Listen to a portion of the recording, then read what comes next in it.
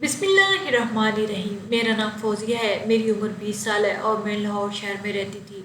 हमारा ख़ानदान बहुत छोटा था और हम सब एक साथ हवेली में रहते थे। मेरे दादा दादी थे और ताया, एक चचा और एक फूफो और फिर मेरे पापा भी। फूफो की अभी शादी नहीं हुई थी जबकि ताया चचा शादीशुदा थे। हम सब लोग एक साथ ही रहते थे और खुशो खुरम ज़िंदगी गुजारते थे। मैं अक्सर दादी से पूछा करती थी कि आपके अम्मी अबू बहन भाई वगैरह कहाँ रहते हैं। तो ये सुनकर वो अक्सर ही घबरा जाती और कहती कि मेरे ख़ानदान में सब लोग मर गए। जब वो ये बात करती तो उनकी आंखों में कोई उदासी ना होती। ये बात वाज़ेह सोचने के लायक थी कि कोई अपने मरे हुए ख़ानदान का जिक्र करते हुए अफसरदा क्यों नहीं होता। अपने ख़ानदान की मौत का जिक्र करते हुए इनकी आंखें कभी नम नहीं हुई थी और ना ही कभी रंजीदा हुई थी। मुझे लगता दादी का तलक पाकिस्तान से ही है, लेकिन ये राज मुझ पर उस दिन खुला कि दादी दादा का तलक पाकिस्तान से हरगिज़ नहीं था। वो पहले पाकिस्तान में नहीं रहते थे। ये बात तब की है जब मैं शायद 19 साल की थी। मैं शाम को ही थक हार कर जल्दी सो गई, लेकिन फिर रात के 11 बजे मेरी आँख खुली। नींद ना आने की वजह से मैंने सोचा अम्मी के कमरे में चली जाती हूँ। जब मैं अम्मी के कमरे में जाने के लिए दरवाजे तक पहुंची तो मेरे कानों से किसी की आवाज़ टकराई। दादाजी, दादी जी और अम्मी अबू आपस में कुछ बातें कर रहे थे, जिससे मालूम हो रहा था कि दादा दादी शादी से पहले भारत के शहर दिल्ली में रहते थे और अपनी शादी के कुछ दिन बाद ही लाहौर आकर मुकीम हुए थे। ये बात मेरे लिए काफ़ी हैरान कुन थी। ये बात दादी ने मुझे क्यों छुपाई थी, मुझसे क्यों छुपाई थी, मैं नहीं जानती थी। इस बारे में सिर्फ बड़ों को ही पता था। दादी दादा इंडिया रहते थे, हम बच्चों को ये बात मालूम ना थी। मेरा दिमाग किसी सुराग रसां की दिमाग की तरह था।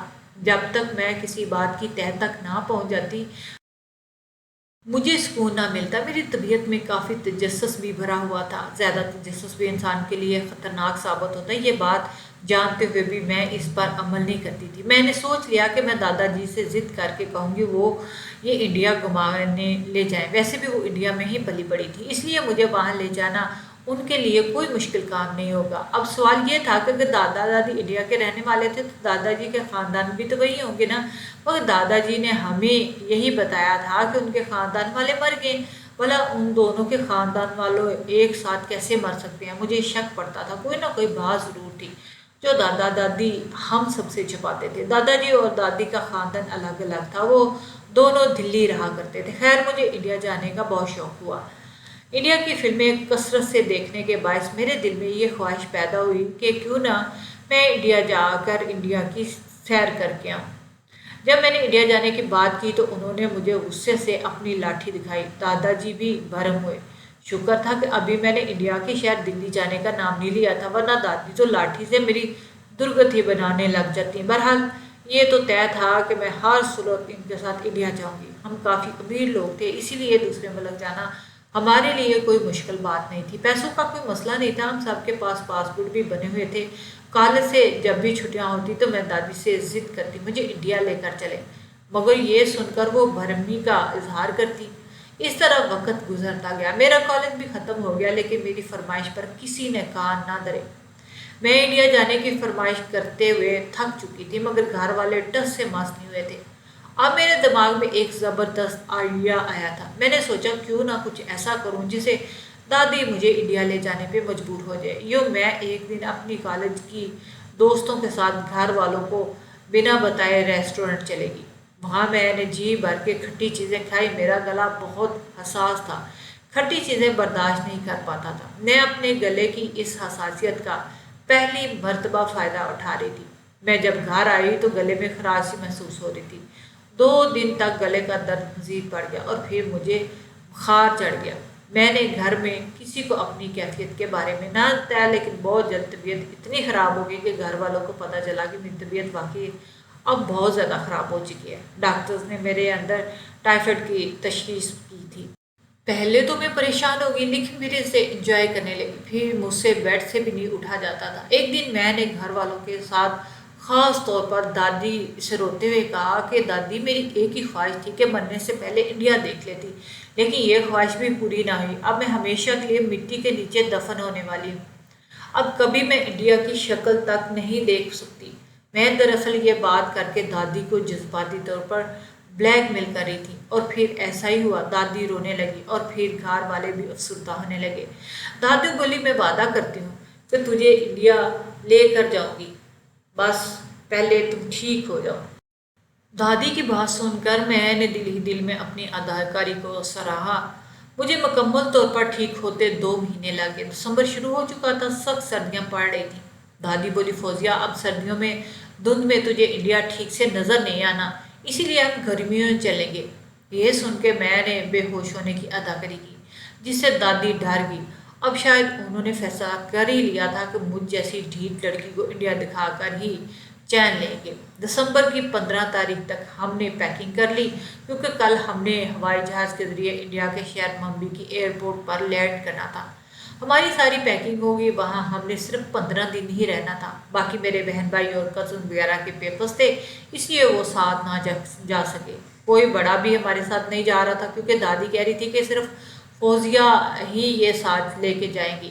میں نہیں جانتی تھی کہ ایسا کیوں تھا۔ دادی میرے علاوہ کسی بڑے کو یعنی کہ پھپھو، چچا، تایا، پپا کو لے جانے پر راضی نہیں ہو رہی تھی، لیکن پھر میں نے اس بات کو بھی غنیمت جانا کہ چلو وہ مجھے تو ساتھ لے کے جا رہی ہے نا، یہی بہت ہے۔ رات کو مجھے خوشی سے نیند نہیں آ رہی تھی، لیکن نیند کی گولی کھا کر سو گئی۔ اگر دیر سے اٹھوں گی تو کل سستی رہے گی۔ نیند کی گولی کھا کر مجھے نیند آ گئی، اس لیے صبح میں فریش تھی۔ ہمارے پاس 2 ہینڈ کیری تھے، جس میں چند کپڑے اور دیگر سامان تھا۔ سب لوگ ہمیں ایئرپورٹ چھوڑنے آئے۔ دادا جی اکیلے میں دادی کو کچھ سمجھا رہے تھے، پھر ہم دونوں جہاز میں بیٹھ گئے۔ میں پہلی بار جہاز میں نہیں بیٹھی تھی، پھر بھی مجھے بہت مزہ آ رہا تھا۔ شام تک ہم ممبئی کے ایئرپورٹ پر لینڈ کر چکے تھے۔ 4-5 دن ہم نے یہیں رہنا تھا اور پھر دن ہی جانا تھا۔ دادی نے بتایا کہ ممبئی میں ان کی بچپن کی دوست رہتی ہے۔ یوں ہم ان کے گھر چلے گئے۔ دادی کی دوست کا گھر چھوٹا سا تھا، یہاں وہ اکیلی رہتی تھی اور ان کے ساتھ ان کی ایک نوکرانی رہتی تھی۔ اچانک دادی بکھلا گئی جب دادی کی دوست نے کہا، کیا فوزیہ کو باقی سب سے ملواؤ گی دہلی جا کر؟ یہ سن کر میرے کان کھڑے ہو گئے۔ دادی نے بڑی مہارت سے بات بدل دی، جبکہ میں سوچنے پہ مجبور ہو گئی کہ دادی کا کوئی راز ضرور دہلی میں ہے۔ دادی نے تو بتایا تھا پورے انڈیا میں ان کی صرف ایک ہی دوست ہے اور اس دوست کے علاوہ کوئی نہیں۔ پھر دادی کی دوست کن باقی سب لوگوں کی بات کر رہی تھی؟ میں نے سوچ لیا اس کا سراغ لگا کر رہوں گی۔ ممبئی بہت بڑا شہر تھا، یہاں کی آبادی بھی بہت زیادہ تھی۔ یہاں آ کر لگ ہی نہیں رہا تھا کہ میں انڈیا میں، یوں لگ رہا تھا جیسے یہ پاکستان ہی ہے۔ یہاں آ کر دادی نے مجھے بہت ساری جگہوں پر گھمایا۔ میں سوچنے لگی یہاں جتنا مزہ آ رہا ہے دہلی جا کر اس سے بھی زیادہ ڈبل مزہ آئے گا۔ مزید میں نے سوچا دادی سے کہوں کہ اپنے اس گھر میں لے کر جائیں جہاں وہ بچپن میں رہتی تھی۔ خیر 5 دن بعد ہم بذریعہ ہوائی جہاز دہلی کے لیے روانہ ہو گئے۔ دہلی ممبئی سے تقریباً 1400 کلومیٹر دور تھا، یعنی بہت زیادہ دور۔ ہمیں رات ہو چکی تھی، جہاں ہم نے ایک ہوٹل کا کمرہ بک کروایا اور رہنے لگے۔ لیکن عجیب بات تو یہ تھی کہ دادی مجھے دہلی گھما ہی نہیں رہی تھی۔ 2 دن سے ہم ہوٹل کے کمرے میں ہی بند پڑے رہے۔ ممبئی میں تو دادی بہت گھما رہی تھی، لیکن اب دہلی آ کر ہوٹل سے نکل ہی نہیں پا رہی تھی۔ آج ہمیں ہوٹل میں قید ہوئے 3را دن تھا۔ میں نے سوچ لیا کہ میں اب خود دادی کے بغیر ہی دہلی گھوم لوں گی۔ دوپہر کو جب دادی سو گئی تو میں چپکے سے ان کے پرس سے پیسے لیے جو انڈیا کی کرنسی کے تھے۔ اس کے بعد کپڑے تبدیل کر کے میں چوری چھپے ہوٹل سے نکل گئی۔ اگر میں جانتی ہوتی کہ اس کا انجام کیا ہے تو ہوٹل سے نکلنے کی غلطی کبھی نہ کرتی۔ میں پیدل چلتی چلتی کافی دور آ گئی۔ مجھے بہت اچھا لگ رہا تھا۔ جس جگہ میں آئی تھی یہ علاقہ کافی سنسان تھا۔ میں کسی اور جگہ جانے کا سوچنے لگی۔ جب میں واپس جا رہی تھی تو ایک لڑکا جو مجھ سے کافی بڑا تھا میرے سامنے آ کے کھڑا ہو گیا اور تم فوزیہ ابراہیم ہو نا؟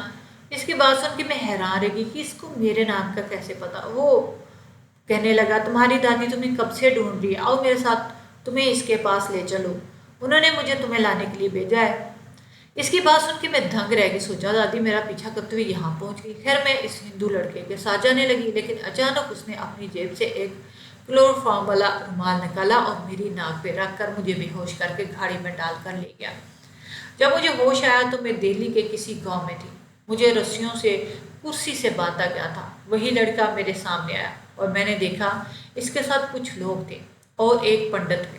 وہ لڑکا جس کا نام وکی تھا کہنے لگا، ابھی ابھی میری اور فوزیہ کی شادی ہوگی۔ اس کی بات سن کر میری روح فنا ہو گئی اور میں نے اسے کہا ہرگز تم سے میں شادی نہیں کروں گی، تم کون ہو، مجھے یہاں کیوں لائے ہو؟ یہ سن کر وہ کہنے لگا اگر تم شادی نہیں کرو گی تو تمہاری دادی گیتی آرا اور تمہارا باپ ابراہیم اور دادا علیم، تمہارے چچا زین، تایا موسیٰ سب کو مار ڈالوں گا۔ جانتا ہوں اس وقت وہ پاکستان کے شہر لاہور منڈیا میں آباد ہیں۔ اس کی بات سن کر میرے پیروں تلے زمین نکل گئی۔ وہ مجھے اغوا کر کے لایا تھا اور اب میرے بارے میں سب کچھ جانتا تھا۔ مجھے اس سے خوف آیا۔ میں سوچنے لگی وہ کسی بڑے خطرناک گینگ سے تعلق رکھتا ہوگا اور اب اغوا کر کے میرے گھر والوں سے تاوان وصول کرے گا۔ اس نے مجھے ڈرا دھمکا کر پستول دکھا کر زبردستی مجھ سے شادی کر لی۔ میں اس شادی کو نہیں مانتی تھی کہ 7 پھیرے لینے سے کوئی شادی نہیں ہو جاتی۔ اسلام کے مطابق حجاب و قبول سے ہی شادی ہوتی ہے۔ میں روتی جا رہی تھی۔ آج مجھے افسوس ہو رہا تھا کہ میں کیوں دادی سے ضد کر کے دہلی آئی۔ میرے چیخنے چلانے کا بھی کوئی کسی پہ اثر نہیں ہو رہا تھا۔ مجھے ایک بڑے سے کمرے میں قید کر دیا گیا۔ مجھے اپنا قصور بھی نہیں پتا تھا۔ رات ہوئی تو وہ لڑکا وکی جس نے مجھ سے شادی کی تھی کمرے میں آیا۔ میں ڈر گئی تھی اور میرے قریب بیٹھ گیا۔ میں نے اسے کہا کہ مجھے ہاتھ مت لگانا۔ وہ ہنسا اور بولا مجھے کوئی شوق نہیں ہے تمہیں ہاتھ لگانے کا۔ جب تک تم ہندو نہیں ہو جاتی تب تک میں تم پر تھوکنا بھی پسند نہیں کروں گا۔ اس کے بات سن کر میری روح لرز گئی۔ اس کا مطلب اس نے مجھے یوں ہی اغوا نہیں کیا تھا، وہ مجھے ہندو بنانا چاہتا تھا۔ میں رو رہی تھی، اسے معافیا مانگ رہی تھی اور اپنا قصور بھی پوچھ رہی تھی۔ وہ کمرے سے چلا گیا۔ میں کانپ رہی تھی۔ اللہ سے مدد مانگنے کے لیے میں وضو کرنے چلی گئی اور چادر زمین پر بچھا کر نماز ادا کی۔ مجھے دادی کی بہت فکر ہو رہی تھی۔ اس طرح دن گزرنے لگے۔ مجھے کمرے میں قید کر کے رکھا گیا اور کہا میں یہاں تب تک قید رہوں گی جب تک ہندو نہیں بن جاتی۔ مجھے کمرے میں ہی کھانا مل جاتا۔ اس کے علاوہ میں ہر وقت اللہ سے یہاں سے رہائی کی دعائیں کرتی رہتی۔ ایک دن ایک عورت جس نے گھونگھٹ لیا ہوا تھا وہ میرے کمرے میں آئی اور اس نے مجھے کھانا دیا اور اس کے ساتھ ہی ایک چھوٹا سا بیگ تھا اور بولی یہ کسی نے دیا ہے آپ کو۔ اس کے جانے کے بعد میں نے بیگ کھولا تو دھنک رہ گئی۔ اس میں قرآن مجید تھا۔ یہ مجھے کون دے سکتا ہے؟ وکی تو بالکل نہیں دے سکتا، یہاں تو سب ہندو تھے۔ خیر میں نے وہ پڑھنا شروع کر دیا۔ اس قرآن کو میں نے چھپا کے رکھا ہوا تھا تاکہ وکی نہ دیکھ لے۔ ایک دن وہ کمرے میں داخل ہوا۔ اس وقت میں نماز پڑھی تھی۔ یہ دیکھ کر اس نے میرے منہ پر زوردار تھپڑ مارا اور بولا آئندہ نماز پڑھی تو چھوڑوں گا نہیں۔ اس کی بات سن کے میں ڈر گئی اور نمازیں قرآن جاری رکھا۔ مجھے اس کمرے میں قید ہوئے اب 1 مہینہ ہو چکا تھا۔ میں اپنے گھر والوں اور دادی کے بارے میں سوچ کے بہت فکر مند تھی۔ پتہ نہیں میرے گھر والے میرے لیے کتنے پریشان ہوں گے۔ آج رات جب وہ میرے لیے نوکرانی کھانا لے کر آئی تو اس کے ہاتھ میں ایک پرچی تھی۔ اس نے چوری چھپے وہ پرچی دی اور چلی گئی۔ جب میں نے اس پرچی کو کھولا تو اس میں رومن انگلش میں لکھا ہوا تھا کہ بہت جلدی میں تمہیں یہاں سے نکال لوں گا۔ میں حیران رہ گئی تھی، یہ کون ہے جو میری مدد کرنا چاہ رہا ہے؟ پھر سوچا کہ اللہ ہی نے اسے میری مدد کے لیے بھیجا ہوگا، اس لیے میں مطمئن ہو گئی۔ ایک دن میں جمعے کی نماز پڑھی تھی جب وکی کمرے میں آیا۔ اس نے مجھے غصے سے مارنا شروع کر دیا اور مجھ پر تشدد کرتا اور روز دیتا کہ ہندو ہو جاؤ، لیکن میں نہ ہوتی۔ مجھے اس حویلی میں 6 مہینے ہو گئے اور میں اب تک مسلمان ہی تھی۔ ایک دن اس کے صبر کا پیمانہ بھی لبریز ہو گیا اور وہ کہیں سے پٹرول کی بوتل لے آیا اور کہنے لگا اگر تم نے اب ہندو مذہب قبول نہیں کیا تو میں تم پر پٹرول چھڑک کے آگ لگا دوں گا اور مار ڈالوں گا۔ یہ سن کے میں ڈر گئی اور اسے جھوٹ کہا کہ ہاں میں ہندو بن گئی ہوں، میں تمہارے مذہب کو قبول کرتی ہوں۔ یہ میں نے صرف زبانی کہا تھا، دل میں نے کلمہ پڑھ رکھا تھا۔ میں مسلمان تھی اور اسلام ایک سچا دین ہے جسے چھوڑنے کا سوال ہی پیدا نہیں ہوتا۔ یہ سن کر وہ بہت خوش ہوا، بولا میں کسی کام سے جا رہا ہوں، واپس آؤں گا اور تمہیں اپنی بیوی بنا کر رکھوں گا کیونکہ اب تم ہندو ہو۔ یہ کہہ کے اس نے مجھے کمرے میں بند کیا اور خود چلا گیا، جبکہ میں بہت روتی رہی۔ کمرے میں آ کر میں نے قرآن مجید پڑھا اور نماز پڑھنا شروع کر دی۔ 1 مہینہ مزید گزر گیا۔ وکی اب تک واپس نہیں آیا تھا۔ مجھے اس اجنبی شخص کا خط ملتا رہا۔ وہ کہہ رہا تھا بہت جلد تمہیں یہاں سے آزاد کروا دوں گا اور اپنی دادی اور خاندان والوں کے پاس واپس چلی جاؤ گی۔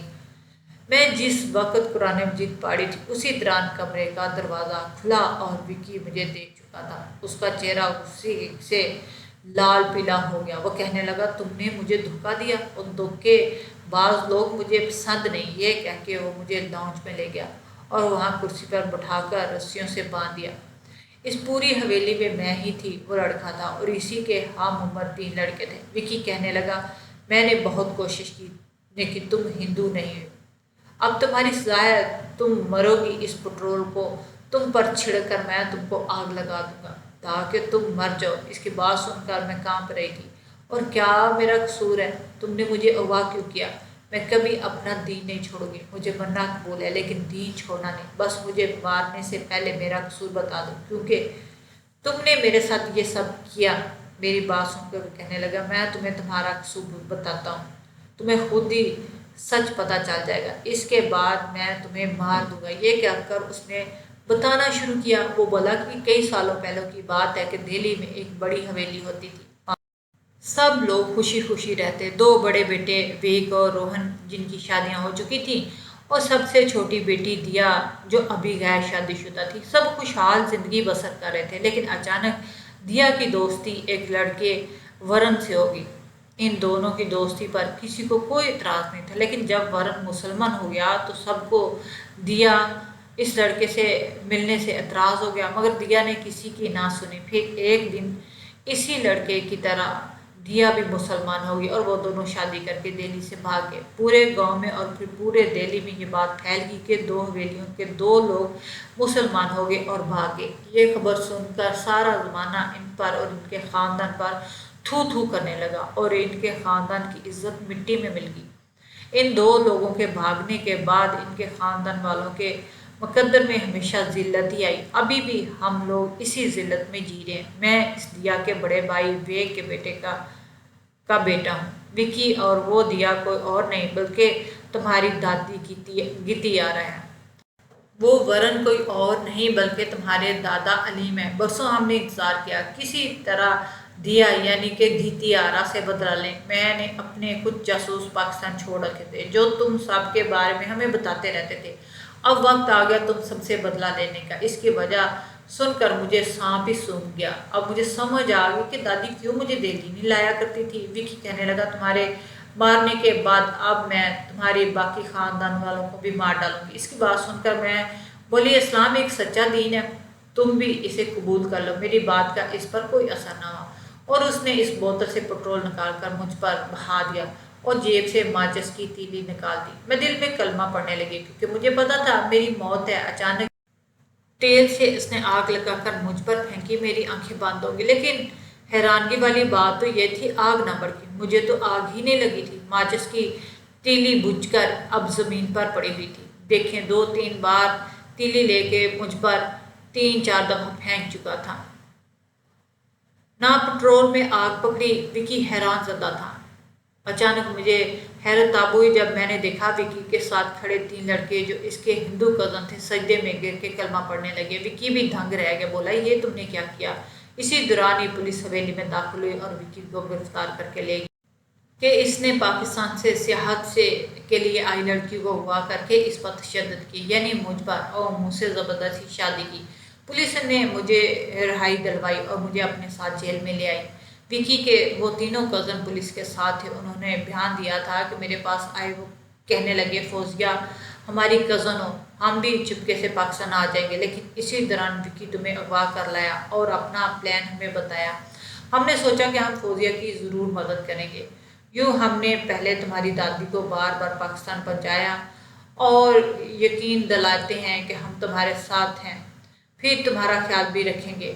ہم ہی تمہیں خط لکھتے تھے۔ اس پٹرول والی بوتل میں ہم نے پٹرول نکال کر زیتون کا تیل ڈالا تھا، اس لیے تمہیں کچھ نہ ہو سکا۔ اس کی بات سن کر میں حیران واقعی ہو گئی تھی۔ پولیس والوں نے مجھے وکی سے طلاق دلوائی اور پھر وہ تینوں لڑکے یعنی میرے کزن مجھے پاکستان لے آئے۔ اب وہ چونکہ پاکستان آ چکے تھے اور مسلمان ہو چکے تھے، اس لیے انہوں نے پاکستان میں ہی اپنا گھر لے لیا اور وہاں زندگی گزارنے لگے۔ میں نے سبق سیکھ لیا، زیادہ تجسس بھی خطرناک ہوتا ہے۔ دادی کے گلے لگ کر میں خوب روئی۔ انہوں نے مجھے سمجھایا کہ وہ اسی لیے تو ہم میں سے کسی کو انڈیا لے کر نہیں جاتی تھی کیونکہ ان کو پتہ تھا کہ ان کے خاندان والے آج بھی اسے بدلہ لینے کے لیے اسے ڈھونڈ رہے ہوں گے۔